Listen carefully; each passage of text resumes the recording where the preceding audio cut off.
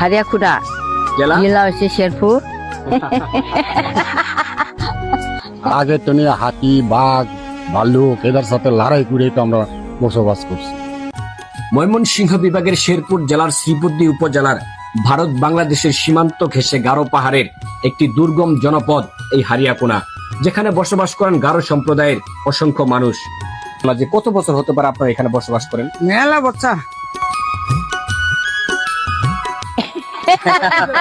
কাজে গেছিলাম। কাজে গেছিলেন? হ্যাঁ, কি কাজ করলেন আজকে?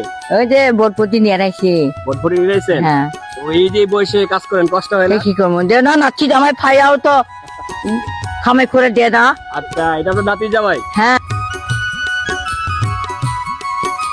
গারোদের জীবনযাপন, ইতিহাস, সংস্কৃতি সচল থাকা সত্ত্বেও সমাজের মূলধারার বাইরে থাকায় তারা আজও অবহেলিত এবং সুবিধা বঞ্চিত মানুষ। মেয়েরাই তো বেশি কষ্ট করে।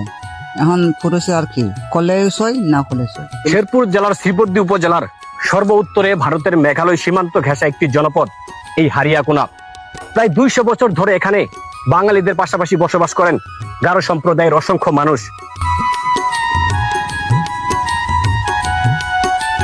প্রকৃতির কোলে পাহাড় ঘেঁষা এটাই যেন হারিয়াকুনা, নেই যেন এর শেষ। নানান কাজের মানুষগুলো আছে নানান বেশ, মাঠের মানুষ কর্ম শেষে আপন টানে ঘরে ফিরে। এই হারিয়াকুনা জনপদের মানুষের জীবনযাপন যেন প্রকৃতির এক বাস্তব দৃশ্যপট। দূর থেকে পাহাড়ের অপরূপ সৌন্দর্যের নীলাভূমি মনে হলেও ভিতরে পাহাড়ের বসবাসকারী মানুষের সাথে ঘটে এক হৃদয় বিদারক ঘটনা। এখানে নেই কোনো উন্নত স্বাস্থ্যসেবা কিংবা শিক্ষা ব্যবস্থা। এভাবে যুগের পর যুগ ধরে এখানকার মানুষ তাদের ইতিহাস, ঐতিহ্য ধরে রেখেছেন। আমাদের মানে এখান থেকে যাতায়াত করতেও সমস্যা, ওই যে কোনো বীজ নাই, কোনো নাই, অনেক সমস্যা। আর হাতি ফসল নষ্ট করে, বাগান নষ্ট করে। আদিবাসী বা উপজাতি বলতে চাই না, দিন শেষে আমরা সবাই বাংলাদেশী। এটা আমাদের জন্মভূমি, এটাই হচ্ছে আমাদের সবচেয়ে বড় পরিচয়।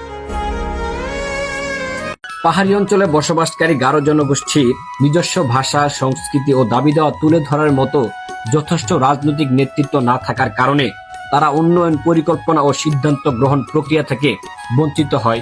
আপনি মুসলিম হয়ে উপজাতি কিভাবে বিয়ে করলেন? এটা অনেকেই হয়তো ভাবেন যে পাহাড়ের মানুষের সঙ্গে বাঙালি মানুষের অনেক ধরনের বিভেদ থাকতে পারে।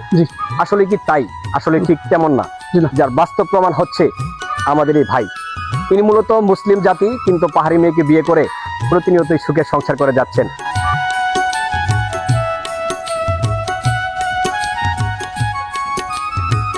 ময়মনসিংহ বিভাগের শেরপুর জেলার